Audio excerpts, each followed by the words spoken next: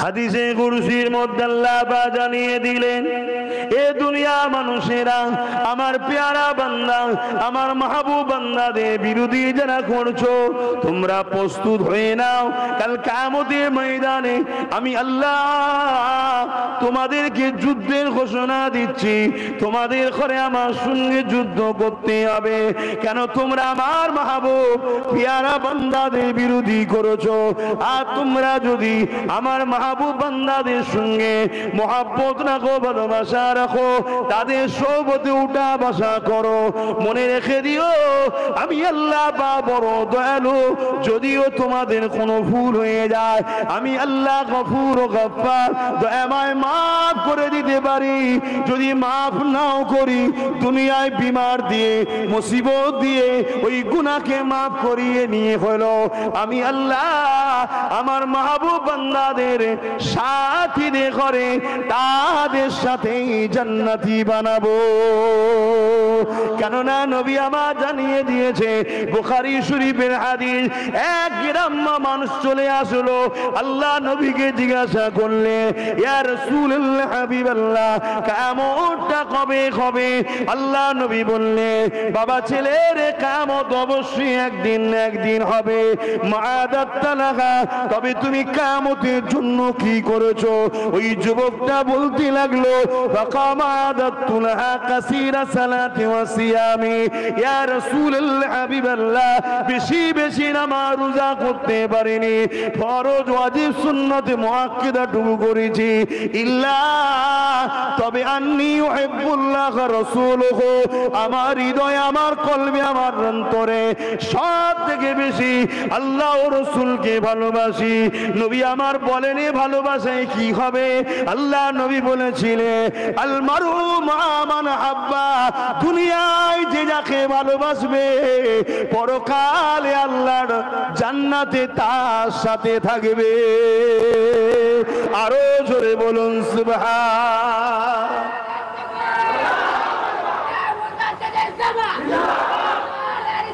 ইয়া রাসূলুল্লাহ, তাহলে দুনিয়ায় আমরা গৌস পাককে দেখিনি, হাজারো মিটার কিলোমিটার দূরে, কোথায় বাগদাদ আর কোথায় জঙ্গল সুফি, তাই তো? কিন্তু এলাকার মানুষ মেহনতি হালাল পয়সা থেকে প্রতি বছর এই তিনার স্মৃতিতে একটা দুয়ার মাহফিল করে, উলামারা আসে, তিনার স্মৃতির দুটো কথা বলে, আমরা শুনি, খুশিয়ে বলি সুবহানাল্লাহ। এই তো নাকি? সুবহানাল্লাহটা কার? গৌস পাকের না আল্লাহ? জোরে বলুন আল্লাহ। অর্থাৎ আল্লাহর প্রশংসাই করি যে আপনি সব থেকে বড় পবিত্র, সব থেকে বড় পাক পবিত্র। কেন? আপনি গৌস পাককে মাকাম দিয়েছেন। জোরে বলুন সুবহানাল্লাহ। ঠিক তো নাকি? তাহলে কোন জিনিসের যখন তৈরি করার তারিফ হয়, মূলত যে তৈরি করেছে, ওই ম্যানুফ্যাকচার যিনি তৈরি করেছে তারই তারিফ হয়। বড় পীর সাহেব হুজুরের যত আলোচনা হবে, মূলত তিনাকে যিনি বানিয়েছেন, এই মাকাম যিনি দিয়েছেন, সেই আল্লাহরই প্রশংসা হবে। জোরে বলুন সুবহানাল্লাহ। কিন্তু দুঃখের বিষয়, আজ তো ওলি আল্লাহদের আলোচনাই বন্ধ হয়ে গেছে। একটা হুজুরের স্মৃতিতে পেয়ে একটু আলোচনা করছি, কথা বোঝা আসছে। এই কবে হুজুরদের সব জীবনী ছোটবেলায় পড়েছিলাম, আলোচনাও নাই, কথা বুঝে আসছে। তারপরেও যখন সুযোগ পেয়েছি একটু দু কথা বলছি, আপনাদের অসুবিধে হচ্ছে না তো? একটু সকলকে জিজ্ঞেস করতে চাইছি। না ভেতরে ভেতরে মনে হচ্ছে তোর বাবু আলী আল্লাহদের কথা ছাড়তে, বাবা হজের কথা একটু বল, এটা মনে হচ্ছে নাকি? হায় হায়, অবশ্যই হজ করতে হবে, অবশ্যই মাল্লা দিওকে যাকাতও দিতে হবে, অবশ্যই রোজা রাখতে হবে, অবশ্যই হজ নামাজ পড়তে হবে। এ যুবকেরা, তরুণেরা, এগুলো যেমন করতে হবে, ঠিক তেমনি আল্লাহ পাকের পেয়ারা যারা, তাদেরকেও মহব্বত ভালোবাসতে হবে, তাদের দেখে অনুসরণ করতে হবে। কেননা মনে রাখবে, কিয়ামতের দিনে আল্লাহ পাক যেদিন বিচারের দিন করে দেবে, হিসাবের দিন করে দেবে, ওই ময়দানে মাশরে আল্লাহ পাক আলেমে হাক্কানীদেরকে বলবে, এ আমার উলামা আমার বান্দা বান্দারে, তোমরা দুনিয়া জমিনে আমার দ্বীনের প্রচার করেছিলে, আমার দ্বীনের কথা মানুষকে শিক্ষা দিয়েছিলে, আমার দ্বীনের উপরে তোমরা আমল করেছিলে, আমার দ্বীনের মেসেজ মানুষের কাছে পৌঁছেছিলে। এই মেসেজ পৌঁছাতে গিয়ে দুনিয়া তোমাদের পিছনে অনেক সমালোচনা করেছে, এই মেসেজ পৌঁছাতে গিয়ে দুনিয়া তোমাদেরকে অনেক কষ্ট দিয়েছে, জুলুম করেছে। এই আমার মেসেজ পৌঁছাতে গিয়ে দুনিয়ায় অনেক বাধার সম্মুখীন তোমাদের হতে হয়েছে। তথাপিও তোমরা দুনিয়ার কোনো পাওয়ারকে ভয় না করে, দুনিয়ার কোনো বাধাকে ভয় না করে, দুনিয়ার কোনো কিছুকে পৌঁছা না করে আমি আল্লাহ আমার খুশির জন্য আমার দ্বীন ইলম দিয়েছিলাম, ইলম অনুযায়ী জীবন যাপন করেছো এবং ইলমের মেসেজ দুনিয়ার মানুষকে দিয়েছো। এ আমার আলেম বান্দারা, আজকের কঠিন দিনে ময়দানে মাশরেতে কেন তোমরা অপেক্ষা করতেছো? বিচার তোমাদের হবে না, আমি আল্লাহ তোমাদেরকে ইজাজত দিলাম, তোমরা বেহিসাব আমার জান্নাতে চলে যাও। আরো জোরে বলুন সুবহান। অত সহজ? এই সমাজে কিছু আলেম আছে দালালি করে চলে, দালালি, যেদিকে পানি গড়ায় সেদিকে ছাতা দেয়, আছে না? না, আলেমও দুই ধরনের। আমার নবী বলছেন আমি নয়। এটা কি আমার আব্বার মেম্বার নাকি যে আমার বাপের কথা হবে এখানে? হ্যাঁ, এ তো আমার রাসূলুল্লাহর মেম্বার। পরে আছে কেউ যুবক আসো, হট করে পাইলে আপনি বসেন। আমার রাসূল বলছেন আলেম দুই ধরনের, খায়রুল উলামা, শাররুল উলামা। একদল আলেম হবে, ইলম অর্জন করেছে, জ্ঞান পেয়েছে, আল্লাহ তাকে কোরআনের জ্ঞান, হাদিসের জ্ঞান, দ্বীনের জ্ঞান দিয়েছে, কিন্তু সেই জ্ঞান তাগুতি শক্তির দুনিয়ার শাসকের কাছে বিক্রি করে তাদের দালালি করেছে। এদেরকে বলা হয় শাররুল উলামা।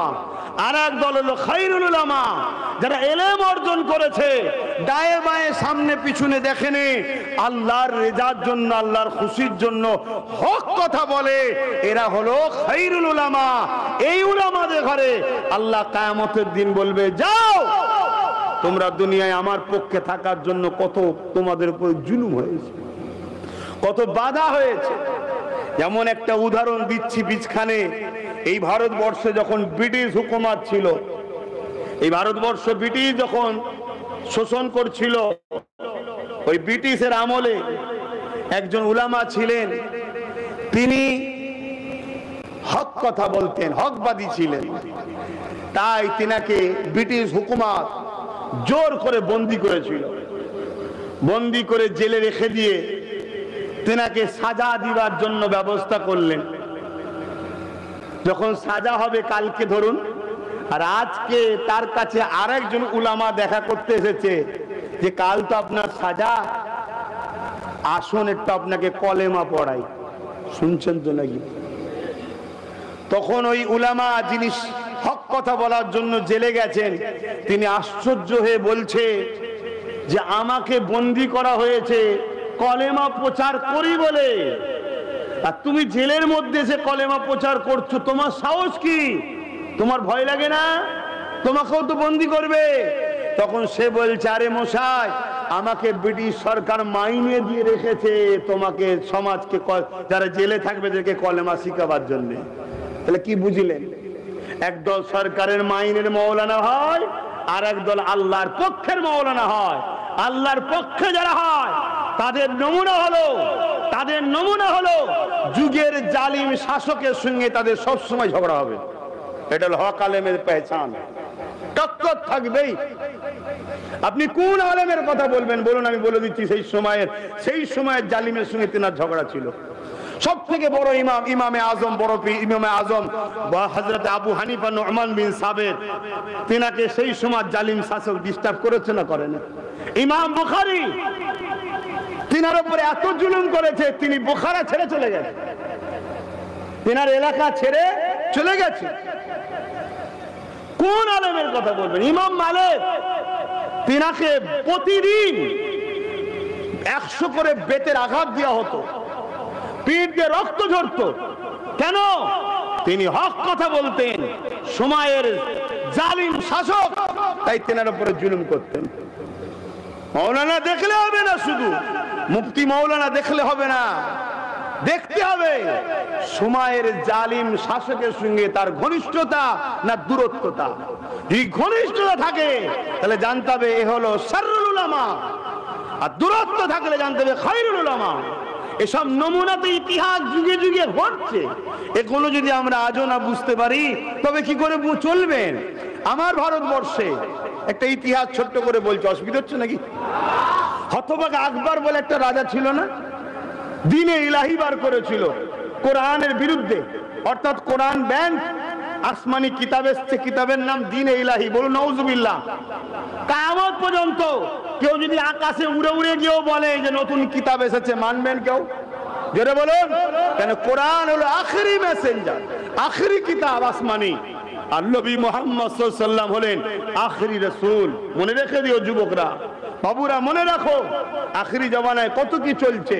দাজ্জাল বেরোবে, দাজ্জাল প্রথমে সে নিজেকে নবী দাবি করবে, তারপরে খোদা দাবি করবে। হাজারো লাখো লোক তার পিছনে ছুটবে, তাকে মেনে নেবে। কেন? সে কিছু অলৌকিক ঘটনা দেখাবে। কি?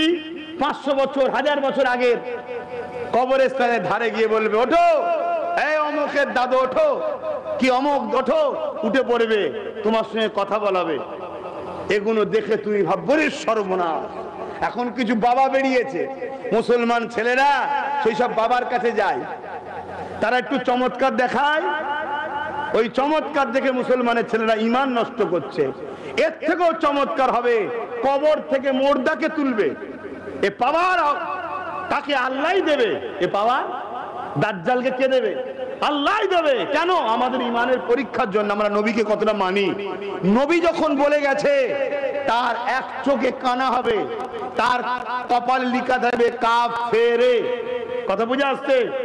এরপরও যদি আমরা তাকে পাওয়ার পরও তার পিছনে ছুটি, তাহলে জানতে হবে আমরা শেষ। তবে আমার বড় ভয় হয়, বর্তমান আমার মুসলিম সমাজ এবার একটু কষ্ট পেতে পারে। যেভাবে 500 1000-এ বিক্রি হচ্ছে, ও দাজ্জাল এলে মনে হয় সব পিছনে ছুটবে। কেন? দাজ্জাল সোনা দেবে, হিরে দেবে, আর দাজ্জাল যে সময় আসবে ওই সময়ে মানুষ খরা দেখা দেবে, ভিখারি হয়ে যাবে। এখন তো কোনো লোকের বাড়ি অভাব নেই, আছে নাকি? এরপরও 500 1000 পেলে আমরা ছুটি, হক না হক দেখি না, কি করি না করি না। দাজ্জাল যখন আসবে, একদিকে পেটের জ্বালা, খাদ্য নেই, কাজ কারবার নেই, পুরো খরা দেখা দিয়েছে। এটা প্ল্যান হচ্ছে, এই যে গরিব বানাবার প্ল্যান। যুব সমাজ মনে রেখে দিও আমার কথা, এই যে ভিক্ষা দেওয়া, ভিখারি বানানোর পরিকল্পনা, হাত পাতা যদি অভ্যেস না থাকে, সে যেখানে সেখানে যে হাত পাততে পারবে না। আর আমাদের এমন হয়ে গেছে, আমাদের হাত পাততে লজ্জাও লাগে না। হজে গিয়েছিলাম 1 বছর, যখন আজ থেকে অনেক বছর আগে কথা বলছি, তা কাবা শরীফ ঘুরে এসে $10 রিয়াল বেঁচেছে। 2 রিয়ালে একদিকে এখন সব ক্যান পাওয়া যায় না, এদিকে ঠান্ডা কোল্ড ড্রিঙ্কস 2 রিয়ালে ওখানে পাওয়া যায়। তা 10 টাকা যখন বেঁচেছে 10 রিয়াল, তা কি করবো, 5টা কিনেছি। আমরা 5 জন ছিলাম, খাবো। যখন একটা একটা করে দেওয়া হচ্ছে, অমনি একজনে হাত পাচ্ছে, ভাবতে ফিরে দিচ্ছে। মানে হাত পাতা অভ্যেস এত হয়ে গেছে। পুরো হজে যদি আল্লাহ নিয়ে যায়, দেখবে ভারত, পাকিস্তান, শ্রীলঙ্কা, বাংলাদেশ, এই সব আর কিছু দেশ, এই সব এলাকায় সব দেখবেন লাইন দিচ্ছে ফ্রি খাওয়ার জন্য। আর জর্ডান, আমেরিকা, ব্রিটেন, জাপান, এসব এলাকার হাজিরা ওসব ধান্দাতেই নেই। তার মানে কি, আমাদের হাত পেতে পেতে এমন হয়ে গেছে, 3 লাখ টাকা খরচ করে হজে যেতে পারি, 50,000 টাকা খরচ করতে পারি, কোথাও ফ্রি পাবো, দেখ হাত পাত খাবো। লজ্জা, লজ্জা। এই হাত পাতা বন্ধ করো। অধিকার লাও, অধিকার। ভিক্ষা লিও না, ভিক্ষা ইসলামে অপছন্দনীয় জিনিস। এবারে হ্যাঁ, একেবারে নাচার, একেবারে নাচার, সেটা আলাদা কথা। জান বাঁচাবার জন্য সেটা আল্লাহ দেখছে। তো যাক, দাজ্জাল এসে সোনা দানা দেবে, হিরে দেবে, মতি দেবে, জহরাত দেবে। কথা বুঝে আসছে? কে মানবে না? একমাত্র ঈমানের পাওয়া যাদের থাকবে। এক যুবককে দাজ্জাল বলবে আমাকে খোদা বলে মানো, তখন সে বলবে রাসূলুল্লাহর হাদিস প্রমাণ হচ্ছে তুমি কাফের। তখন তাকে পুরো দু টুকরো করবে। অনেক লোক থাকবে, টুকরো টুকরো করে তাকে এইভাবে জড়িয়ে মানে এ করে দেবে, মিশিয়ে দেবে, দিয়ে আবার বলবে হয়ে যা। সঙ্গে সঙ্গে যুবকটা আবার জিন্দা হয়ে যাবে। এটা দেখে আশপাশে যারা থাকবে তারা সব দাজ্জালকে খোদা বলে মেনে নেবে, কিন্তু ওই যুবক সে বলবে আমার ঈমান আরো মজবুত হলো, তুই কাফের। কারণ নবীর হাদিসে আছে এরকম ঘটবে, ওটা আমার সঙ্গে ঘটলো, বলুন সুবহানাল্লাহ। তাকে নিয়ে গিয়ে দাজ্জাল তার হাতের বাঁদিকে বাঁ হাতে জাহান্নাম থাকবে, সেই জাহান্নামে ফেলে দেবে, কিন্তু তার জাহান্নামের মধ্যেই থাকবে আল্লাহর জান্নাতের শান্তি, আর তার ডান হাতে থাকবে জান্নাত, ওই জান্নাতের মধ্যেই থাকবে জাহান্নামের কষ্ট। আল্লাহ নবী বলেছেন দাজ্জাল কবে আসবে, অনেক নমুনা, তার মধ্যে একটা নমুনা হলো যেদিন দুনিয়ার উলামারা দাজ্জালের আলোচনা বন্ধ করে দেবে, জানবে দাজ্জাল আসছে। আমার তো জানা নেই আপনারা দাজ্জালের আলোচনা শোনেন কিনা। এই দাজ্জালের ওয়াজ হয়, পুরো বন্ধ হয়ে গেছে। তা আসার নমুনা কিন্তু খুব কাছাকাছি, তা আমি একটু টাচ করে দিলাম, সময় পেলাম তাই। বাবেরা নওজওয়ানেরা আসেন, ফিরে যায়। আল্লাহ পাক কিয়ামতের দিনে যখন আলেমে হাক্কানীদেরকে বলবেন যান আপনারা বেহিসাব জান্নাতে চলে যান, ওই আলেম বান্দারা যখন জান্নাতের দিকে যেতে লাগবে, ওই সময়তে একদল আল্লাহর বান্দারা তাদেরকে দাঁড় করিয়ে দেবে। এ আল্লাহ পাকের আলেম বান্দারে, আপনারা দুনিয়া জমিনে যখন দিনের প্রচার করতেন, আপনাদের পাশে আমরা দাঁড়াতাম, আপনাদের মজলিসে আমরা গিয়ে বসতাম, আপনাদেরকে আমরা সহযোগিতা করতাম, দিনের কাজে আমরা অর্থ সহযোগিতাও করতাম। এক কথায় আপনাদের সঙ্গে আমরা নিসবত জুড়ে রেখেছিলাম, কারণ আপনারা আল্লাহ দিলের জন্য কাজ করছেন। আর আপনারা ওয়াজ করতে করতে বলতেন আলমার দুনিয়ায় যে যাকে ভালোবাসবে পরকালে তার সঙ্গে জান্নাতে যাবে। আজকে আপনাকে আমরা দুনিয়ায় সহযোগিতা করেছি, আপনার বিষয়ে কেউ কিছু বললে আমরা নিজেদের সিনাকে আপনার সামনে ঢাল করে দাঁড় করিয়ে দিতাম, আমরা আপনার পাশে দাঁড়াতাম বলে আমাদের উপর অনেক জুলুম অত্যাচার হয়েছে। আজ ময়দানে মাশরে আল্লাহ আপনাদেরকে জান্নাতি ঘোষণা করে দিয়েছে। আপনারা যে নবীর হাদিস শোনাতেন দুনিয়ায় যে যাকে ভালোবাসবে তার সঙ্গে জান্নাতে যাবে, তাহলে আজকে আমরা কেন বাদ যাব? ওই সময় আলেম বান্দারা আবার ফিরে গিয়ে আল্লাহ পাকের আরশে নিজে সিজদায় পড়ে গিয়ে আরজু করতে লাগবে, ও রাব্বি আল্লাহ, দিনের কথা মানুষকে শোনাতাম, তার মধ্যে এটাও শোনাতাম আল মারউ মা মান আহাব্বা, দুনিয়ায় যে যাকে ভালোবাসবে তার সঙ্গে জান্নাতে যাবে। আজকে একদল বান্দা বান্দিরা তারা দুনিয়ার দিনের কাজে আমাদেরকে সহযোগিতা করেছিল, আমাদের সঙ্গে ছিল, আমাদেরকে পেয়ার করত, আজকে দিনে তারা আমাদের কাছে আরজু জানিয়েছে, আল্লাহ তাদেরকে আমাদের সঙ্গে জান্নাতি দিয়া হোক। মনে রাখবেন আল্লাহ নবী জানিয়ে দিলে ওই সময় আলেমে হাক্কানীদের কাতারে আল্লাহ পাক তাদেরকেও জান্নাতি বানিয়ে দেবে। আরো জোরে বলুন সুবহান। এই যুবকেরা তরুণেরা আরো একটা হাদিসের কথা মনে পড়েছে। আল্লাহ নবী একদিন সাহাবা হুজুরদের দরবার মজলিসে আসলেন, হুজুরা মুবারক থেকে এসে সাহাবাদের মজলিসে এসে উপস্থিত হলেন। সাহাবাদের কাছে রাসূল বড় খুশি খুশি রয়েছে। সাহাবা হুজুররা বলতে লাগলেন, ইয়া রাসূলুল্লাহ হাবিবাল্লাহ, আজ আপনার চেহারাতে বড় খুশি খুশি লাগছে, কারণটা কি জানার অধিকার রয়েছে? প্রশ্ন কিভাবে করছে দেখেছে? কারণটা কি জানার অধিকার আছে? সব কথা সবার জানার অধিকার আছে নাকি? কথা বলে অধিকার নেই। ধরুন কেউ আপনার নেতৃত্ব দিচ্ছে, আপনাকে তার পিছনে আপনি আছেন, সে আপনাকে বললো এই দিকে যাও, কি ওই দিকে যাও, আপনি জিজ্ঞেস করছেন কেন যাব? সব কথা যদি বলে দিয়ে হয়, আপনারা 50 জন আছে, তার মধ্যে একজন 2 নম্বর মুনাফিকও আছে, সে তো মুনাফিকটা জেনে জানিয়ে দেবে, ঠিক না বেঠিক? এই জন্য মানলে মানার মতো মানতে হয়, মানলে মানার মতো মানতে হয়, কিন্তু সে মানার লোক আছে কই? আছে কই? বড় দুঃখ আমার, আছে কই? এই না জওয়ান তরুণেরা, আল্লাহ নবী জানিয়ে দিলেন, এ সাহাবারা শোনো, আল্লাহ পাক আমাকে জানিয়েছে আমার উম্মাদের মধ্যে থেকে এমন উম্মাদ আল্লাহ পাঠাবে যাদেরকে 70,000 এমন উম্মাদ পাঠাবে যাদেরকে আল্লাহ কিয়ামতের ময়দানে দাঁড় করাবে না, বেহিসাব আল্লাহ পাক জান্নাতি বানিয়ে দেবে। সাহাবা হুজুররা বলতে লাগলেন, ইয়া রাসূলুল্লাহ হাবিবাল্লাহ, সংখ্যাটা কি একটু বাড়ানো গেল না? 70,000-এর সংখ্যাটা কি বাড়ানো গেল না? তরুণেরা, আল্লাহ নবী বললেন, সাহাবারে আমিও আল্লাহকে বলেছিলাম, আল্লাহ 70,000-এর সংখ্যা কি বাড়ানো যায় না? আল্লাহ পাক বলেছেন, হাবিব আপনি যাতে রাজি আমি তাতে রাজি, আপনার খুশির জন্য জানিয়ে দিলাম ওই যে 70,000 বেহিসাব জান্নাতে যাবে, ওই 70,000-এর এক এক জনার সাথে আরো 70,000 করে জান্নাতে যাবে। আমার গৌস পাক তো যাবেই যাবে, হুজুরদের সাথে সাথে আরো 70,000 আসামিরা যাবে। কারা যাবে? আসামি। হ্যাঁ, অনেকে বলে নবীর শাফাআত কি আর আমি পাবো?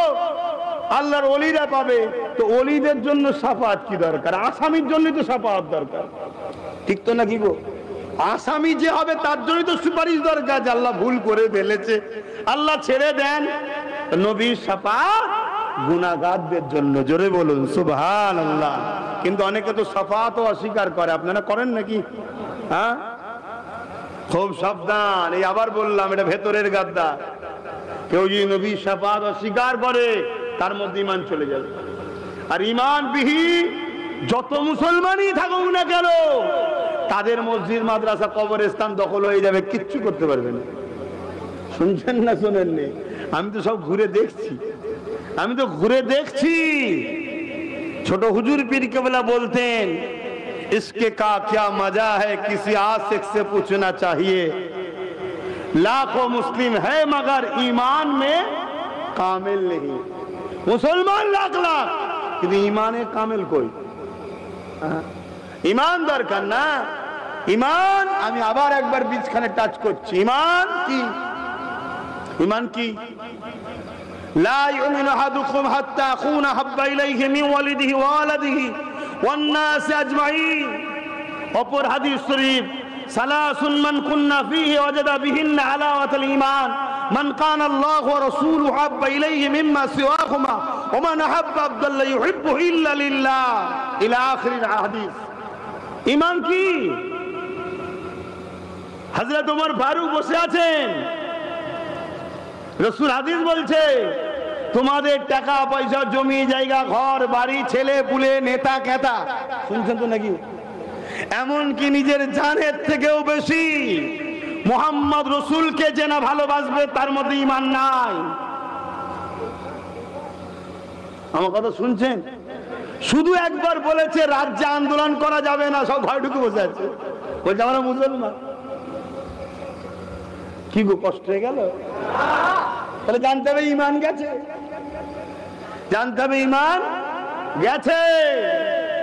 সংসার করতে হবে, ব্যবসা করতে হবে, কারবার করতে হবে, রাজনীতি করতে হবে, লেনদেন করতে হবে, হিন্দু মুসলিম খ্রিস্টান জৈন আদিবাসী মানুষ মানুষের সঙ্গে মিশবে, এ সব যায়। কিন্তু যখনই মিশতে গিয়ে টক্কর আল্লাহ রসুল বীজখানে এসে যাবে, তখন হলো পরীক্ষা শুরু।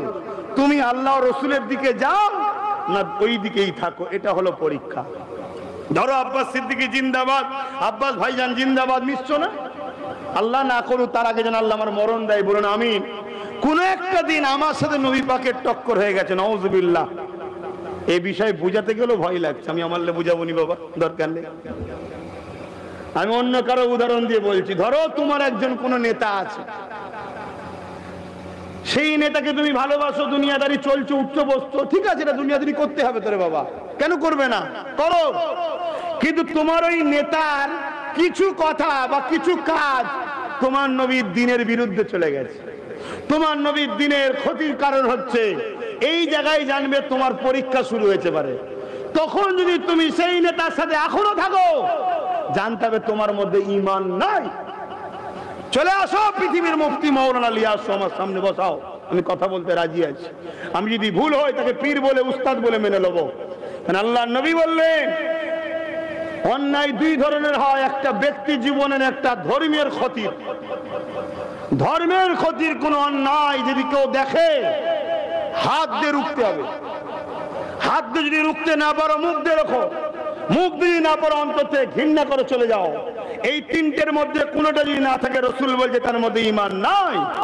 আজকে কেন্দ্র সরকার বলছে মসজিদ, মাদ্রাসা, কবরস্থান ওয়াকফ কালা কানুন করে দখল করতে চাইছে। এটা অন্যায় না? অন্যায় নয়? এটা দিনকে শেষ করাবার ষড়যন্ত্র না? ষড়যন্ত্র নয়? এখন যদি কোনো মুসলমানের পরও কেন্দ্র সরকারের দল করে বা তার পক্ষপাতিত্বে থাকে, তার কি ঈমান থাকার সম্ভাবনা আছে? ঠিক তেমনই কেউ যদি বলে যে মসজিদ, মাদ্রাসা, কবরস্থানের জন্য এই বাংলাতে কথা বলতে পারবে না, এরপরেও যদি মনে হয় যে সে আমার ঠিক আছে, জানতে হবে তোমার ঈমানের জন্ডিস, ঈমানের সমস্যা। কথা মাথায় ঢুকছে না? ঢুকে না? হ্যাঁ, দুনিয়াদারি করতে গেলে কেউ কার সাথে করবে, কার সাথে ব্যবসা করবে, কার সাথে দল করবে, সেটা আলাদা বিষয়। কিন্তু যখন টক্কর এসে গেছে, আর নয়। ধরুন আপনার আব্বা এমন একটা কথা বলেছে যে কথাটা আমার নবীর বিরুদ্ধে, ইসলামের বিরুদ্ধে, তুমি আব্বাকে আদবের সাথে বুঝাও। বাপ হয় বুঝাও, ভালোবাসার জিনিস। বাপ শুনছে না, দুবার বুঝাও, শুনছে না, তিনবার বুঝাও, শুনছে না। তারপরেও যদি তুমি বাপকে প্রাধান্য দাও, জানবে ওই বাপ এর হাতেই আল্লাহ তোমাকে জিল্লাত করবে এবং তোমার ঈমান ধ্বংস হয়ে যাবে। কথা বুঝে আসছে না? নাই। কেন? আল্লাহ রসুলের আগে বাপ মা নয়, আল্লাহ রসুলের পরে বাপ মা। এই যে টক্কর, এই টক্করের কথা বলছি। কোন এক সাহাবী, আমার রাসূল পাক সাল্লাল্লাহু আলাইহি সাল্লামের মহব্বতের সাহাবী, এমন সময় তিনার আব্বা ছিলেন তৎকালীন সময় একেবারে ইসলামের শুরুর দিকে, শুনছেন তো, আমার নবীর বিরুদ্ধে, হুজুরের বিরুদ্ধে কথা বলছে। সাহাবী বলছে, আব্বা তুমি আমার নবীর বিরুদ্ধে বলো না, তোমার ভালো লাগে মানতে হবে না, বিরুদ্ধে বলো না, বিরুদ্ধে বলো না। এই কথা কাটাকাটি হচ্ছে, বাপ চুপ করছে না। আর ওই সাহাবী উঠেই বাপের গালে একটানে চড় মেরে দিয়েছে। আর চড়ও মেরেছে, এইদিকে রাসূলুল্লাহ ওই সাহাবীর ঘরে ঢুকেছে। শুনছেন? আল্লাহ নবী যেই ইশারা দিলেন, সাহাবী তো থতমত খেয়ে গেলেন। আল্লাহ নবী বললেন, কি গো তুমি তোমার আব্বার গালে চড় মেরে দিলে? সাহাবী বলছেন, হুজুর বিয়াদবি মাফ করবেন, হাত খালি ছিল, তাই অস্ত্র থাকলে করদান উড়িয়ে দিতাম। আমার কাছে আপনি আগে। জোরে বলুন সুবহানাল্লাহ। আল্লাহ নবী খুশি হলেন, দোয়া করলেন, বাপ ঈমানের কলেমা পড়লেন। জোরে বলুন সুবহানাল্লাহ। এটা শরিয়াতকে জানতে হবে। আমরা এখন শরিয়াতকে ওই ঝালমুড়ি করে ফেলেছি। কথা বুঝে আসছে না? সব খিচড়ি, সব ভালো, সব ভালো। কত সহজ, কত সহজ। আমার নবী সব থেকে বড় পিয়ারা ইমামে হোসাইন পাককে কারবালার মাঠে পাঠিয়ে পুরো 52টা নবী বংশের সন্তান শহীদ হয়ে এই দিনকে বাঁচিয়েছে। আজকে সেই দিনের দুশমনদের সঙ্গে তুমি দল করে বলবে আমি ইসলাম, জান্নাতে যাব। হ্যাঁ, আমি জান্নাতে যাব। অতএব কথা এসেছিল, একটু বলে দিলাম। তো বীজখানে আরো একটা কথা জানতে চাই, এই ওয়াকফ কালা কানুনের বিরুদ্ধে আন্দোলনের দরকার আছে না নাই? হাত তুলে সাক্ষী দেন, দরকার আছে না নাই? আন্দোলন করলে তো তোমার রাজ্য সরকার রেগে যায় বলছে। আন্দোলন করবে? কারা কারা করবে হাত তুলে দেখাও। আলহামদুলিল্লাহ। সামনে কাল সোমবার, পরের সোমবার যদি তোমাদের এলাকার কোনো জায়গায় প্রোগ্রাম করি, খবর পেলে একটু যাওয়া যাবে? কাজ কাম ছেড়ে যাওয়া যাবে তো নাকি? এই যে সামনে কাল সোমবার, এর পরের সোমবার যাওয়া যাবে?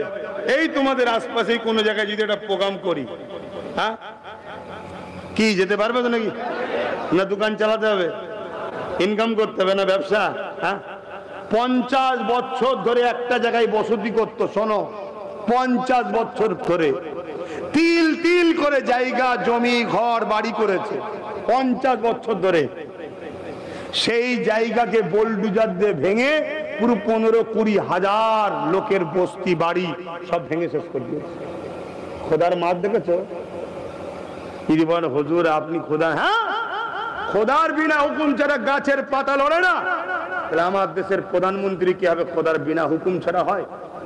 আমরা আল্লাহ রসুল থেকে দূরে সরে গেছি, এজন্য জালিমকে বসিয়ে আল্লাহ আমাদেরকে টাইট দিচ্ছে। এরকম কথা কি কোরআনে নাই? সূরা বাকারা খুলুন, আল্লাহ কোরআনে বলছে তোমরা আমাকে আর আমার হাবিবকে ছেড়ে যাদেরকে প্রাধান্য দেবে তাদের হাতে আমি আল্লাহ তোমাদেরকে মিটাবো। শুনছেন তো নাকি? ব্যবসা করো, দল করো, যার যাকে ভালো লাগে করো, আমার কোনো আপত্তি নাই। কিন্তু যখন তোমার দল, তোমার নেতা, তোমার নেত্রী, তোমার দলের লোক ইসলাম কোরআন দিনের দুশমন হয়ে দাঁড়াবে, তখন সেই দল সেই নেতাকে তালাক দিতে হবে। রাজি আছো না নাই? তবেই তুমি মুমিন মুসলমান। আর না হয় দুনিয়ায় হয়তো কিছুদিন গায়ে হাওয়া লেগে নেবে, তোমার আগে পুলিশ থাকবে, পিছনে পুলিশ থাকবে, তোমার হয়তো অনেক গাড়ি বাড়িও দুনিয়ায় হবে, কিন্তু মনে রাখবে মরণ বেশি দূর নয়। আর আমাদের তো গড় এখন 70-80, 40-এ এত কমিয়ে দিলে তো গড় তোমাদের এখন 70-80, এই তো কটা দিন দেখতে দেখতে চলে যাবে। আর 70-80 তো পরে মরণ হবে, মরার আগে দুনিয়াতে ওই ঠিকই বলেছে 40 পার হওয়ার পরেই যেন আজাবে দুনিয়া, ঠিক না ঠিক? বাপেরা বলেন না একটু, এ দুনিয়া আর ভাল লাগছে না, ঘরে শান্তি আছে না বাইরে শান্তি আছে। বাইরে বেরোলেও কেউ বসতে নিচ্ছে না বুড়ো, আর ঘরে গেলেও কেউ গুরুত্ব দিচ্ছে না, কেউ খেয়াল রাখছে না, তাই না? হাতে সময় থাকতে থাকতে ভাবুন, বাপেরা নওজওয়ানেরা পরিবর্তন হয়ে যান। এ নওজওয়ানেরা কিয়ামতের দিনেতে কঠিন দিন হবে, যে দিন সম্বন্ধে আল্লাহ নবী সাহাবা হুজুরদেরকে জানিয়েছে। এ বাবা সাহাবারা ময়দানে মাশরের জন্য আল্লাহ পাকের কাছে বেশি বেশি করে কাঁদবে। সাহাবা হুজুররা বললেন, ইয়া রাসূলুল্লাহ হাবিবাল্লাহ, ময়দানে মাশরটা কেমন হবে? কারণ আপনি বারবার ময়দানে মাশরের কথা বলে। আল্লাহ নবী বলেছিলেন, এ বাবা সাহাবারা, ময়দানে মাশরে এমন বাপ পাওয়া যাবে, ছেলেকে জমিনে শুইয়ে দিয়ে তার বুকের উপরে পা দিয়ে দাঁড়িয়ে যাবে। শোনেন মন দিয়ে, ময়দানে মাশরে এমন ছেলে পাওয়া যাবে, নিজের বাপকে জমিনে শুইয়ে দিয়ে তার বুকের উপরে পা দিয়ে দাঁড়িয়ে যাবে। আজকে যে বাপেরা হালাল হারাম দেখা দেখি নেই, লুটে পুটে চুরি করে আর করে চিটিংবাজি করে ছেলে কি করে বড় হবে, ছেলের জন্য টাকা জড়ো করছে। কিয়ামতের দিনে রাসূল বলছে ছেলে বাপকে শুইয়ে দিয়ে তার বুকের উপরে পা দিয়ে দাঁড়াবে, আর বাবা ছেলেকে শুইয়ে দিয়ে তার বুকের উপরে পা দিয়ে দাঁড়াবে। এক কথাই মা মেয়ে, মেয়ে মায়ের উপরে যার উপরে যা জোর চলবে জমিনে শুইয়ে দেবে, তার বুকের উপরে পা দিয়ে দাঁড়াবে। সাহাবারা জিজ্ঞেস করছেন, হুজুর কারণ কি?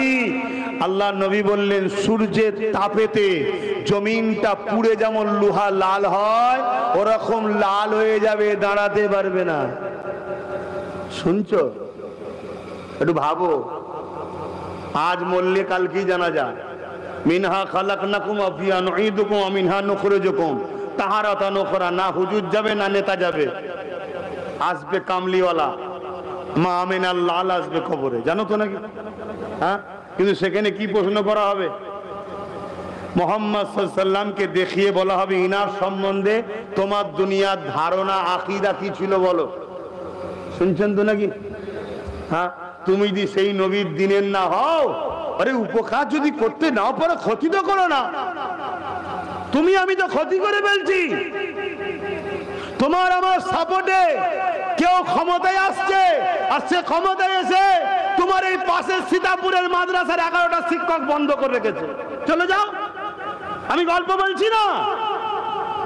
আলী আকবর সিদ্দিকীর বেটা জুলফিকার সিদ্দিকীর পোতা, জবানার মুজাদ্দিদের বংশের আওলাদ, নবী খানদানের সন্তান। যাও, সীতাপুরে 11টা শিক্ষক নেই, আমার টাইটেল মাদ্রাসার 14টা নেই। রিসেন্ট রফিক সাহেব চলে গেল, আর একটা মনে বেড়ে গেছে। তোমার আমার পাওয়ারেই তো হচ্ছে, তোমার আমার ভিক্ষার কারণেই তো হচ্ছে। নবীর প্রতিষ্ঠান, নবীর ঘর, মাদ্রাসার শিক্ষক যখন শেষ হয়ে যাবে, তার মানে ওখানে কেউ ছাত্র দেবে না। ছাত্র যখন দেবে না, তালা বন্ধ হয়ে যাবে। তালা বন্ধ হয়ে গেলে গাছপালা জঞ্জাল হয়ে আস্তে আস্তে নীরবে ধ্বংস হবে। কেউ বোলডুজার দিয়ে উত্তরপ্রদেশে ভাঙছে, কেউ বোলডুজার দিয়ে আসামে ভাঙছে, আর আমার রাজ্যে বোলডুজার দিয়ে ভাঙেনি। কেন? আমাদের প্রয়োজন আছে, আমরা 40%, তো তাই আমাদেরকে বোকা বানিয়ে নীরবে ধ্বংস করছে। সব ব্যাটার একটাই লক্ষ্য, সব শিয়ালের একই ডাক, ইসলামকে শেষ করো। আর আমরা মুসলমান নবীর সেই কষ্টের ইসলামের দুশ্মনদের ঘরে কাঁধে নিয়ে ঘুরছি। আমরা কাঁধে নিয়ে ঘুরছি। যদি নিতে হয় কাঁধে লিওনি, যদি নিতে হয় কাঁধে লিওনি, পার্টনারে লাও, পার্টনারে আয়, ভাগিদারিতে আয়। তুই তললে চলবি, আমি আমার লে চলবো। আমার ঘরের দিকে চোখ তুললে চোখ উপড়ে নেবো, তোর ঘরের দিকে আমিও তাকাতে যাব না। তুই তোর টালে, আমি আমার টালে। আমার লি আমার মসজিদ, আমার মাদ্রাসা, আমার কবরস্থান, আমার খানকা, আমার কম, আমার ছেলে পুলে কিভাবে চলবে সেটা আমি বুঝবো। কিন্তু আমার মাদ্রাসা মসজিদের দায়িত্ব তুই কি করে থাকতে পারিস না? আর আজকাল প্রত্যেকটা গ্রামে কম বেশি 95% মসজিদের কমিটি হলো সবথেকে বড় দালাল। এরা ইসলামের দুশমন। আচ্ছা, খেয়াল করে দেখুন, আপনার এখানে চিল্লালে হবে না। প্রত্যেকটা গ্রামবাসীকে বলে যাচ্ছে, আমি হক কথা বললে ওরা ছেলে, যে গ্রামে মসজিদকে নিয়ে খেলা হবে, ওই গ্রামবাসীকেও কিয়ামতের দিন আল্লাহর কাছে পাকড়াও হবে, জাহান্নামে যেতে হবে। যে আমার ঘরের জন্য তোরা কি করেছিস বল? আজকে জান্নাত চাইছিস? তিনি বলেন, আল্লাহ কথা বললে জেলে যাব। আরে আমার ইব্রাহিম আমার জন্য আগুনে গেছে, তুই জেলে যাবার ভয় করে প্রেম দেখাচ্ছিস? আল্লাহ কথা বললে মারবে, আরে আমার ইসমাইল আমার প্রেমে অস্ত্রের তলায় শুয়েছে, তুই বলছিস প্রেম করিস আমাকে? শুনছেন না শোনেন না? অতএব প্রত্যেকটা মানুষকে হক কথা বলতে হবে। মসজিদের দায়িত্ব থাকবে নামাজি, মুসল্লি, আলেম, আল্লাহ ওয়ালা লোকেরা মসজিদের দায়িত্ব থাকবে। দাঁড়িয়ে মোতা ফাসেক ফাজেল সুদ ঘুষ দেখা দেখি নেই, বেপর্দা নারীদের শুয়ে হই হই করে বেড়ায়, মসজিদেও যাই, কি বলে ধর্মস্থানেও যাই, মুসলমানদের অমুসলিমদের স্থানেও যাই। এরকম মুনাফেক মার্কা লোক সব আমাদের মসজিদের দায়িত্বে। ও খোদার গল বেদখল হবে না তো কার হবে? কি গো, আমি ওয়াজ কি ইসলামের বাইরে করলাম নাকি? ভুল বললাম নাকি? ভুল বললে সোজা রাস্তা দাওয়াত করবেন না, মিটে যাবে। অন্য কোন রাস্তা দেখার শখ দেখবেন না। যারা শখ দেখেছিল খোদা শখ মিটিয়ে দিচ্ছে। যারা পাকামু করতে গেছে, পিছনে সমালোচনা করেছে, ছোট বড় কথা বলেছে, খোদা সব শখ মিটাচ্ছে। অনেক মিটিয়ে দিয়েছে, আজও অনেকে মিটছে, আগামীতে আরো মিটবে। যত বড় শয়তান তার মার একটু দেরি করে হয়। কথা শুনছেন না শোনেননি? ছোটখাটো শয়তানকে খোদা চট করে ধাক্কা দেয় যাতে পরিবর্তন হতে পারে। তাই পরিবর্তন যেই ঝাটকা দিয়েছে, এসে তওবা করছে, ক্ষমা চাই, মাফ করে দিচ্ছি। মাফ করাও দায়িত্ব আমার নয়, আল্লাহ নবী ধরবে আমায় যে মাফ করলিনি কেন, কিন্তু চাইতে হবে ক্ষমা তোমায়। শুনছেন না শোনেননি? তা সব থেকে ভালো রাস্তা দাওয়াত করবেন। আর যদিও কেউ করে ফেলে, জলসায় আসবেন না, ঘরে কানে তুলে দিয়ে ঘুমোবেন, মিটে যাবে। আপনি আপনার রাস্তায় চলুন না। কিন্তু আমার দিনকে নিয়ে যারা খেলা করবে, তাদের বিরুদ্ধে আমরা জীবনের শেষ রক্তবিন্দু হলে দিয়েও লড়াই করব। প্রয়োজন হয় যুদ্ধ করতে আমরা রাজি আছি। আমার দিনকে নিয়ে কাউকে খেলা করতে দেবো না। তোর ভালো লাগে না আমার দিন মানতে হবে না, তোর ভালো লাগে না আমার দিনে থাকতে হবে না। কেন আমার রাসূলুল্লাহ এই দিনের জন্য বদরে, এই দিনের জন্য উহুদের ময়দানে নবীর দান্দা মুবারক শহীদ হয়েছে। এই দিনের জন্য রাসূল পেটে 3 দিন পাথর বেঁধে কাটিয়েছে। এই দিনের জন্য রাসূল পাহাড়ে গাছের পাতা ফলমূলকে জীবন ধারণের মাধ্যম করেছে। এই দিনের জন্য নবীর প্রিয় নওয়াসারা শহীদ হয়েছে। এই দিনের জন্য নবীর চাচা হযরত হামজার কলিজাকে বন্ধ বার করে চিবিয়ে খাওয়া হয়েছে। তুমি মুসলিম দাবিদার করে গাদ্দার মুনাফিক আমার দিনকে নিয়ে খেলা করবে, এ মেনে লিয়া যাবে না। অতএব কে বলবে না বলবে আমি জানি না, কাকে খরিদ করতে পেরেছো না পেরেছো আমারও জানার দরকার নেই। আমি জানি হতভাগা আকবর দিনে ইলাহি লিখেছিল একদল আলেমদের দিয়েই কিতাবটা লিখেছিল। কিন্তু হতভাগা আকবরের বিরুদ্ধে আবার মুজাদ্দিদ আল-পেসানি কিন্তু লড়াইও করেছিল। মুজাদ্দিদ আল-পেসানিকে হতভাগা আকবর পাওয়ারের জোরে জেলে দিয়েছিল, জানেন তো নাকি? জেলে দিয়েছিল। হতভাগা আকবরেরই উত্তরসূরি আকবরকে হাঁটিয়ে দিয়ে রাজ ক্ষমতা দখল করে বাদশাহ আলমগীর মুজাদ্দিদ আল পেসানির কদমে গিয়ে ক্ষমা চেয়ে বায়াত মুরিদ হয়েছে। জোরে বলুন সুবহানাল্লাহ, আরো চিৎকারে বলুন সুবহানাল্লাহ। এসব নিয়ে আমরা ভয় করি না। আমরা যখন ছোটবেলায় ছিলাম মায়ের কোলে, তখন থেকে আমরা কারবালার ইতিহাস মায়ের কোল থেকে শুনে শুনে বড় হচ্ছি। হাতে অস্ত্র, ছুরি, পাওয়া, জেল, পুলিশ, হিসাব দিয়ে আমাদেরকে দমানো সম্ভব নয়। কেন? দুনিয়া বাঁচার জন্য টার্গেট নেয়, আর আমরা ইন্তজারে থাকি কখন আসবে মৃত্যুর ঘড়ি। সেই দিনেই তো আমার কামলিওয়ালার সঙ্গে কবরে দেখা হবে। জোরে বলুন সুবহানাল্লাহ। মরতে সবাইকে হবে। কারো ক্ষমতা নেই 1 সেকেন্ড আগে আপনাকে মারতে পারে, আর কারো ক্ষমতা নেই একদিন 1 সেকেন্ড আপনার মৃত্যুকে রুখে রাখতে পারে। তাতে সবটাই যখন আল্লাহর ক্ষমতার হাতে। জুলুম করতে আমি বলছি না, অন্যায়ের বিরুদ্ধে কথা বলার নাম ইসলাম, অন্যায়কে মিটাবার নাম ইসলাম, ন্যায়ের পক্ষে থাকার নাম ইসলাম। তো যাক, একটু অন্যদিকে চলে গেলাম। আপনারা কষ্ট পেলেন নাকি? ওয়াকাবলি বলা দরকার ছিল, কিন্তু সময় তো নাই, সময় তো নাই। আমি ওই কি বলে সামনে 16ই জুন সোমবার, 16ই জুন সোমবার বাহানা কোতলপুর বালিপাড়া, বালিপুর পান নাকি, ওই 3টে সাড়ে 3টে থেকে সময় করে আসবো।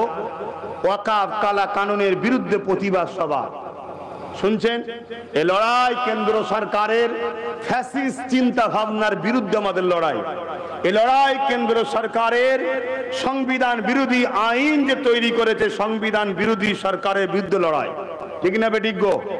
কিন্তু দুঃখের বিষয়, বীজখানে আমার রাজ্য সরকার নাক গলিয়ে দিয়েছে, দিয়ে নাক কেটেও ফেলেছে। এখন যদি নাক জুড়তে চায়, তিনার উচিত হবে ক্ষমা চেয়ে লিয়া, তাই তো নাকি? তাহলে এই লড়াইয়ে কিন্তু তার বিরুদ্ধে আমাদের কথা নয়, কারণ এটা আইন করেছে কেন্দ্র সরকার। কিন্তু আপনি তো নাক গলিয়েছেন, গলিয়ে নাক কেটেছেন। কি কেটেছেন? বাংলায় কেউ আন্দোলন করলে সব থেকে বড় দুশ্মন হব আমি। কি এমন মহারথী হয়ে গেছে? তুমি দুশ্মন হলে আমাদের কি এমন হবে? কিন্তু আমরা তোমার থেকে সরে গেলে তোমার কি হবে জানো? ওই জ্যোতি বসুর মতো হবে, বুদ্ধদেবের মতো হবে। তাই মনে পড়ছে না? পরে নে, আমাদের সঙ্গে লেগে তোমার লাভ নাই। তুমি ভুল করেছো, তুমি ভুল বলেছো, তোমার উচিত হবে এই বিষয়টাই তোমার ফিরে চলে যে ক্ষমা চেয়ে লিও। যেটা আমার বিষয় নয়, যাক আমি বিষয় বলে ফেলেছি, ওটা আমার মিস্টেক হয়ে গেছে, তোমরা কষ্ট লিও না। কেন্দ্র সরকারের বিরুদ্ধে তোমরা আন্দোলন করছো, করো, আমিও তো কেন্দ্র সরকারের বিরুদ্ধে তোমাদের সাথে আছি। ও বাবা, তা বলছে না, বলছে কি দুশ্মন হব। কথা শুনছেন? তাহলে হক কথা কিভাবে বেরোয় জানো? হক করে বেরিয়ে পড়েছে। ও যে কত বড় দুশ্মন সেটা নিজে প্রমাণ দিয়ে দিল। তো যাক, এরপরও আমরা বলবো আগামী দিন সামনে 16ই জুন সোমবার, কোন জায়গা বললাম? ওইখানে আপনাদেরকে যেতে হবে, যাওয়া দরকার আছে না? না, এটা তো ইমানের দায়িত্ব, ইমানের দায়িত্ব, যেতে হবে। যত ভিড় বাড়বে, যত মাথা বাড়বে, যত আন্দোলন বাড়বে, ওর প্রভাবটা দিল্লিতে গিয়ে পড়বে। আর যদি চুপ করে ঘুমাও, ডেটের পর ডেট, ডেটের পর যেতে যেতে হঠাৎ করে বাবরি মসজিদের মতো রায় হয়ে যাবে। বাস, আর কিছু করার থাকবে? হ্যাঁ, আর কিছু করার থাকবে? দেখো, আল্লাহর কাছে জবাব দিতে হবে। হাতে রাত তো সময়ও নেই, আসুন একটু সালাত ও সালাম পাঠ করি। হে নবী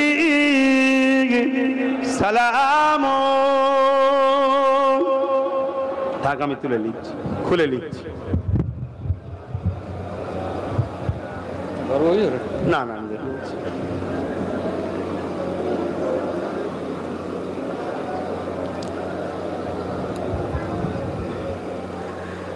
আলেম ওলামা ইমামদের নিয়ে আমি একটা গোপনে নাম, ফোন নম্বরের তালিকা তৈরি করছি। প্রকাশ্য করছি না, গোপনেই করছি। অনেকে নাম লিখাচ্ছে। আমার টার্গেট, যেদিন আমরা একটা বড় সংখ্যায় আলেম ওলামা ইমাম এক জায়গায় হয়ে যাব, সেদিন আমরা একসাথে প্রকাশ হব।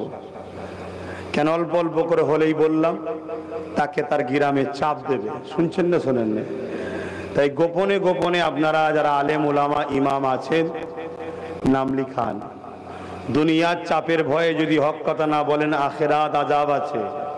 আর দুনিয়াতে হক কথা বলার জন্য, চাপকে প্রতিরোধ করার জন্য প্ল্যান তৈরি করতে হয়। সেই প্ল্যানটা কি? আমরা 20, 30, 40 হাজার যদি আলেম ওলামা এক জায়গায় হয়ে যায়, একজনের কিছু হলে সবাই সাথ দেবো, এই আমাদেরকে কিছু করতে পারবে কেন? প্রত্যেকটা আলেমের পিছনে যত কমই হোক 100-200 করে লোক আছে ইমামের পিছনে, ঠিক না বেঠিক? আর আপনাদের ঘাবড়াবার কিছু নেই, সবার আগে আমিই থাকবো।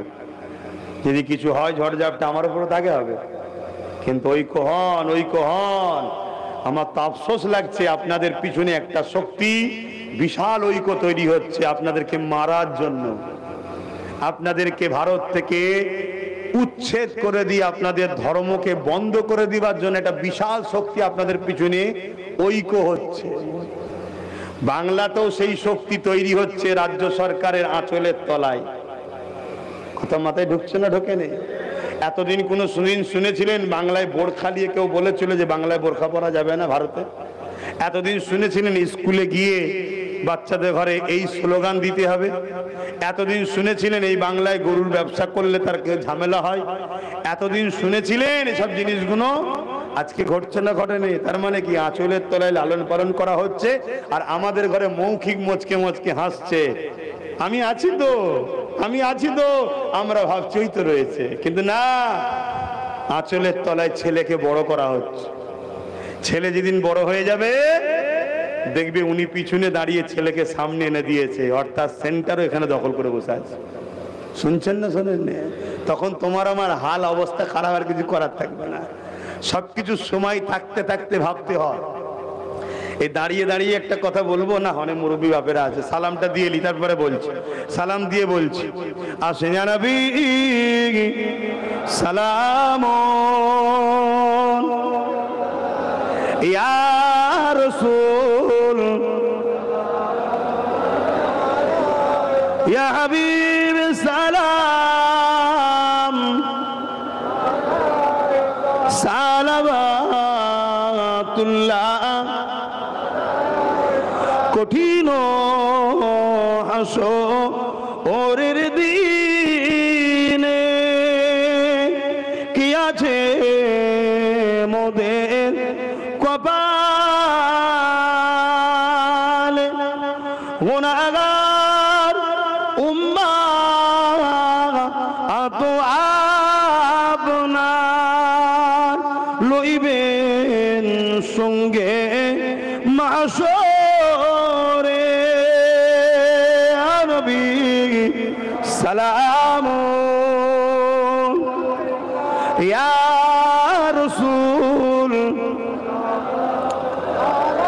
ইয়া হাবিব সালাওয়াতুল্লাহ। সকলে গায়ে বসুন। বালাগাল উলা বিকামালিহি, কাসাবাত তুজা বিজামালিহি, হাসানাত জামিউ কুসালিহি। বাপজান আমার, এই গত এক সপ্তাহ কি 1.5 সপ্তাহ হবে দক্ষিণ 24 পরগনা ক্যানিং এ 3টে আলেম রাত্রে বাজার করতে গেছে। দেখেছেন কি ভিডিওটা? হ্যাঁ, দেখেছেন না? সেই ভিডিওটা কি আর আছে? এখন তুলে নেওয়া হয়েছে না? হ্যাঁ, চাপ দেওয়া হয়েছে, এটা তুলে নাও। কার হয়ে লড়বেন? যাদের সঙ্গে খারাপ ব্যবহার করেছে তার হয়ে লড়বেন। সেই মৌলী সাহেবরাও বলছে ভাই তুলে লেনে, আমাদের উপরে চাপ আছে। শুনছেন না? শোনেন তো, এইটা কি আগে ছিল? হ্যাঁ, আঁচলের তলায় ছেলেকে বড় করা হচ্ছে। আমাদের পিছনে পুরো দেশ জুড়ে একটা সংগঠন চাষ হচ্ছে, যাদের লক্ষ্য ইসলাম মুক্ত ভারত করবে। মুসলমানদের ঘরে হয় ইসলাম ছাড়তে হবে, আর না হয় তাদেরকে মেরে ফেলা হবে। কিন্তু আমরা বাঁচার জন্য, ডিফেন্সের জন্য একতা হব না? হ্যাঁ, আমাদের উলামারা বুঝবে না? আমাদের ইমাম আলেমরা বুঝবে না? তাই আমি খোলা কল দিচ্ছি, খোলা ভাবে ডাক দিচ্ছি, প্রতি শুক্রবার দিন থাকি। আসুন, নাম, ফোন নাম্বার, অ্যাড্রেস কাগজের মধ্যে লিখে খামের মধ্যে ভরে মুসাফা করার নামে চুপ করে দিয়ে সরে যান। এটা আমি জড়ো করছি। যেদিন আল্লাহ আমাদেরকে অনেক এক জায়গায় করে দেবে, সেদিন আমরা প্রকাশ্য ঘোষণা দেব। সেদিন আমাদেরকে কেউ কিছু করতে পারবে? হ্যাঁ, ভাবুন। আর যদি কেউ বলে আলেম উলামারা, ইমামরা, যে বাপ আমরা যেতে পারছি না, তাহলে এখান থেকে আর একটা খোলা কথা বলে দিচ্ছি, একা যখন আছেন বিপদটা একাই ভোগ করবেন। কারণ আগামী দিন আপনার হয়ে কথা বলবো, আপনাকে কেউ চাপ দিয়ে বলবে তুলেলে, যেমন তুলে নিল ক্যানিংয়েরটা, শুনছেন না শোনেননি? তাহলে বেকার বকা হবে নাকি? হ্যাঁ, যেখানে সেখানে মুখ খুলতেও ইসলাম নিষেধ করেছে, যাত্রার জন্য দরদ দেখাতেও ইসলাম নিষেধ করেছে। আর তোমাদেরকেও বলি, আহলে সুন্নাত ওয়াল জামাতের ছেলে যারা সংগঠন তো করছো, লাখ লাখ ছেলে, অফিসের সঙ্গে যোগাযোগ আছে, বিপদের সময়ে যোগাযোগ পাবে তো। তুমি যেমন যোগাযোগ রাখো না, ঠিক সময় তো দেখবে আমারও যোগাযোগ রাখার সময় হবে না। ওপেন কথা বাপ, তেতো লাগলে কিছু করার নেই, কিচ্ছু করার নেই, স্পষ্ট কথা তো। তুমি আমার হও, আমি তোমার হব, তুমি আমার পাশে দাঁড়াও, আমি তোমার পাশে দাঁড়াবো। আর এই সিস্টেমটা যেটা, সেই সিস্টেমটা হলো সংগঠন, ঐক্য, একতা। তো সেই জায়গায় এই দুটো কথা বলে গেলাম। সময় থাকতে থাকতে সবকিছুর জন্য প্রস্তুত হতে হয়। জন বয়সটা এদিক ওদিক আড্ডা দিয়ে কাটিয়ে দিলে, বয়স চলে গেলে আর ইনকাম করা যায় না। এই বয়সেই যেমন করে নিতে হয়, খুব ভালো বোঝো, ঠিক তেমনি এখনো আমরা 100 জন আছি, বুঝাবার জন্য বলছি, চেষ্টা করলে 110-15টা বার করতে পারি আমরা। শুনছেন না শোনেন? আমি কি বলছি বুঝতে পেরেছেন? হ্যাঁ, এখনো সময় আছে, 110-15টা বার করতে আমরা পারি। কিন্তু সময় যদি সাথ না দাও, একটা দিন আসবে তোমাদের আর কোনো অপশানই থাকবে না। যেমন এই ওয়াকাফটা কি করতে চাইছে? ওয়াকাফ তো চাইছে মূলত মুসলমান ভারতে স্বাধীনতার পরে এসেছে প্রমাণ করতে চাইছে। তার জন্য যত বড় বড় ঐতিহাসিক হাজার হাজার বছরের মসজিদ আছে, ওগুলো প্রমাণ দিচ্ছে 1000 বছরের মসজিদ আছে মানে মুসলমান আছে, তাই তো নাকি? কবরস্থান আছে মানে মুসলমান আছে। এগুলোকে নুটে নিয়ে তোমাদেরকে ডিভোটার করতে চাইছে। থাকবে কর্মচারী, যেমন বাইরের রাজ্যে কাজে যাও না, বাইরের দেশে কাজে যাও না, ভোট দিতে পারবে না, থাকো। আর যখনই ভোট দিতে পারবে না, অধিকার যখন থাকবে না, তখন তোমাকে গোলাম যেমন করে খুশি বানানো সহজ, ঠিক না বেটি? একটা লকডাউন এসে আমাদেরকে দেখিয়েছিল গোলামি কাকে বলে। কে খেতে বেরোতে পারেনি, ওষুধ কিনতে বেরোতে পারেনি, চিকিৎসায় যেতে পারেনি, বাচ্চা ছটফট করছে, বাইরে বেরিয়েছে, মারের চলে রাস্তায় এসে ছটফট করছে, কেন? তুই গোলাম। তার নমুনা একটা টাচ দেওয়া হলো। এসব দেখেও তো জ্ঞান তোমরা ভাববে না। আর আমি তোমাদের হয়ে 1000টা কথা বলছি, প্রত্যেক জায়গায় আমার দুশ্মন বাড়ছে, প্রত্যেক জায়গায় দুশ্মন বাড়ছে। এরপরও পুরো পৃথিবীর সঙ্গে লড়াই করতে রাজি আছি আব্বাস সিদ্দিকী, তোমরা আমার সাথ দিতে। তোমরাও সব সদস্য হয়ে সংগঠন করে বসে আছো, যোগাযোগ নাই। যায় মুসাফা করে, দেখা করে, খোঁজ খবর লাই, জলসা করে, তেল খরচ করে জলসা শুনতে আসে, কথা বুঝে আসে না, তকবির দেয়, সব করে। আরে প্রস্তুত নিতে গেলে আরো কিছু তৈরি করতে হয়, মাথা মুটা বোঝে না কেন? সেই জায়গাতে বলছে জিরো, দোয়া করলে হয়ে যাবে। দোয়াতে সব যদি হয়ে যেত, তাহলে সবকিছু শিক্ষা দেওয়া হয়েছে কেন? তো যাক, আমি আর কথা বলবো না, একটা ছোট্ট উপমা দিয়ে। একদল লোক ফিস্টি করতে গেছে, পিকনিক বাগানে, চুলো ধরিয়েছে, হাঁড়ির পাত্র দিয়েছে, পানি দিয়েছে। কেন? পানিটা গরম হোক, ততক্ষণ সে পেঁয়াজ টিয়াজ আদা রসুন কাটছে। আর একটা ব্যাঙ লাপাতে লাপাতে হাঁড়িতে পড়ে গেছে।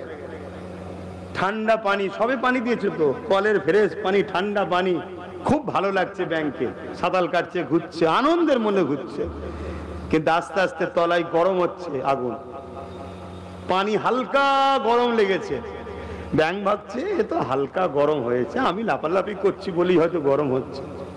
আবার একটু গরম ভেবেছে, তখনও ভাবছে যে ঠিকই আছে, অসুবিধা হচ্ছে না। আর একটু তাপ বেড়েছে, তখনও বলছে মানিয়ে তো নিতে পারছি। এবারে তাপ বেড়েছে, যেই ব্যাঙ তখন বুঝতে পেরেছে আরে এ পানি তো আমার নয়, লাপাতে চাইছে, আর পারে না। কেন পারে না? ওই যে হালকা হালকা গরমে ব্যাঙের এনার্জি, ব্যাঙের যে পাওয়ার ক্ষমতা, এনার্জি ক্ষমতাকে আস্তে আস্তে পানি গ্রাস করে নিয়েছে। আমরা দেখবেন গরমে ক্লান্ত হয়ে ভেঙে পড়ে থাকি ঘুমে, কেন? গরমে, ঠিক না? তো ওই পানিটা আস্তে আস্তে টেনে নিয়েছে। ওর যখন প্রথমেই গরম লেগেছিল তখন এই লাভ মারত, তাহলে বেরিয়ে যেতে পারত। এখন অনেক গরম হয়ে গেছে, বেরোতে পারছে কি? অতএব সময় থাকতে থাকতে লাভ মারো, সময় থাকতে থাকতে লাভ মারো, না হয় একদিন এত গরম হবে চতুর্দিকটা পুরো ঘিরে ফেলবে, কিছু করতে আর পারবে না। সেই লাভ মারা একটাই লাভ, কি? যে পাওয়ারে তারা আমাদেরকে মিটাতে চাইছে ওই পাওয়ারে ভাগীদারি তৈরি করো। ভাগীদারি, ওই চেয়ারের একটা পায়া যে বলেছিলাম না, ওই একটা পায়া, ব্যাস, আর কিছু বলবো না। একটা পায়া শুধু তৈরি কর, আর কিছু করতে হবে না। বাকি তোমার সাহায্যে দেবে তাকে তিনটে দাও না। যে আছে এ যদি বলে সাথ দেবো দাও, আরো আছে আরো যদি বলে দেবো দাও, কিন্তু বিনা সাথ দিওয়াতে চারটে পায়া যদি দিয়ে দাও ওই বলবে দিল্লি যাও। শুনছেন না শোনেন নে? আর যদি একটা পায়া আমাদের হাতে থাকতো বলতে পারতো দিল্লি যাও, কেন? আমি আমার লোক সরিয়ে নিতাম, সরকার পড়ে যেত। শুনছেন না শোনেন নে? অতএব বোঝো, মাথায় ঢুকাও, না হয় এই বাচ্চাগুলোকে তোমরা ধ্বংসের দিকে ঠেলে দিয়ে যাচ্ছ, এটা মাথায় রেখে দিও। যে পাওয়ারে আমার অকাপ কালা কানুন তৈরি করেছে, যে পাওয়ারে আমাদের উপরে জুলুম করে, সেই পাওয়ার তুমি তৈরি করতে হবে। লোহা দ্বারা লোহা কাটা যায় না। আমি হুজুর জলসা করলাম, ফতোয়া দিলাম, সব ঠিক আছে, আমি এইদিকে ঠিক আছে, কিন্তু প্রশাসনিক ব্যাপারে কোনো ডিস্টার্বে পড়ে গেলে এটা হুজুরের হাতে নাই, ওটা প্রশাসনের পাওয়ারের লোক দরকার, ঠিক না বেটি? ও আমাকেও বলতে হয় নওশাদ কিছু করা যাবে না, দেখ না, কেন? ওর কাছে পাওয়ার আছে, ওটা আমার কাছে নেই। শুনছেন না শোনেন নে? তা আজকে যদি নওশাদের সাথে আরো গোটা 20, 30, 40 থাকতো তোমাদের অসুবিধা হতো? কিন্তু না, গুজে গুজে খাইয়েছে, আর উনি বমি করছে, বল দিল্লি যা। নিজের ঘরের ছেলে যদি আরো গোটা 40 পেতে অসুবিধা কি ছিল? না, দেবো না, দেবো না, এটাই তো আমাদের শেষ। আর আমাদেরকে শেষ করেছে কারা? আমাদের ভেতরে একদল গাদ্দার আলেম উলামা, গাদ্দার নেতা আছে আমাদের ভেতরে। মুসলমান দেখতে হুবাহ, কিন্তু হাকিকাতে সে মুসলমান না, সে মুনাফিক। সে শুধু আমাদের কানে কানে এসে বলছে বিজেপি চলে আসবে, বিজেপি চলে আসবে, বিজেপি চলে আসবে। শুনছেন না শোনেন না? এই সরকারটাকে রাখা আছে শুধু সন্তানটাকে বড় করার জন্য। সন্তান যখন বড় হয়ে যাবে, ওরা বারবার সার্ভে করছে, সার্ভে করে যখন দেখবে যে আমরা সব জায়গা সন্তান বড় হয়ে গেছে, চাঙ্গা হয়ে গেছে আমাদের ছেলেরা, আর চাঙ্গা করার শিক্ষক কারা? ওই যে মেদিনীপুরে ঘুরছে একজন, দেখছেন না? ওই যে ব্যারাকপুরে ভাটপাড়া একটা বেরিয়েছে, আর একটা সেই কোথায় দিনাজপুরে দাঁড়ায়।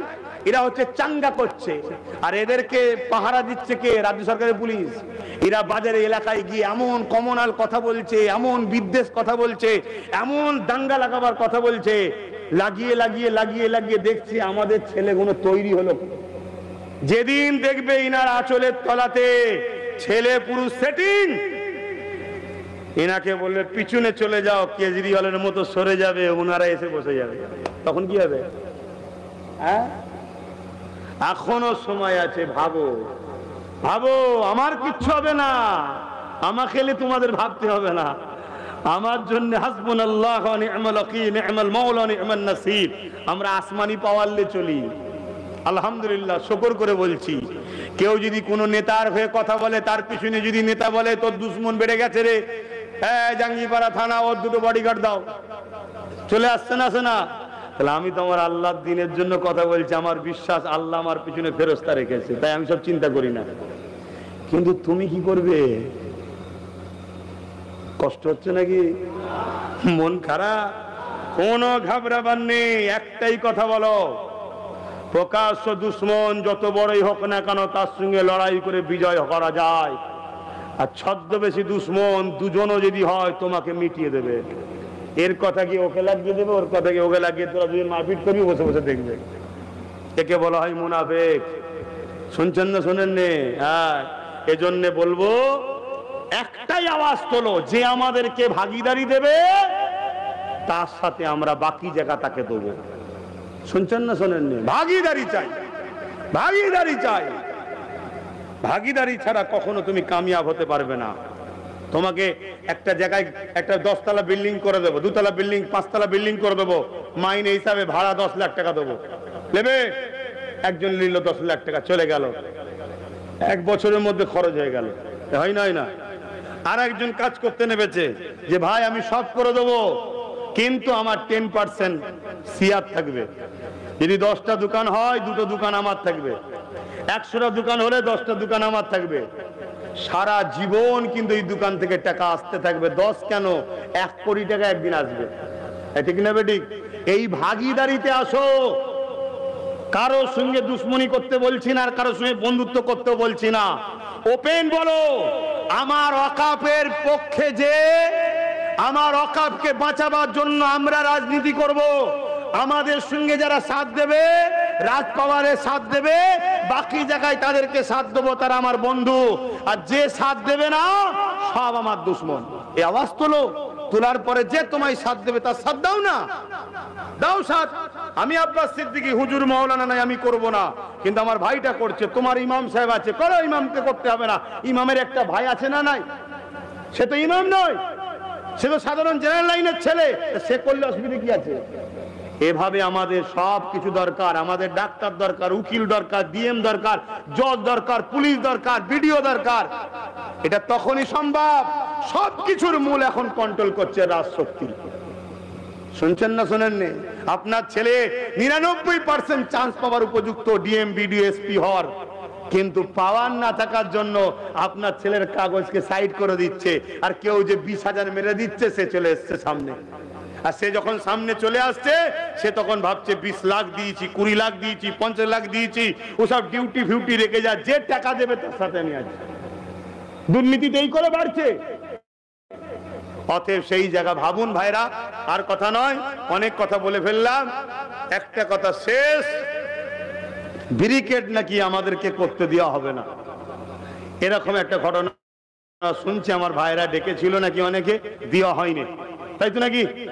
ব্যারিকেড আমাদের চ্যালেঞ্জ করতে হবে। যদি আমি আব্বাস সিদ্দিকী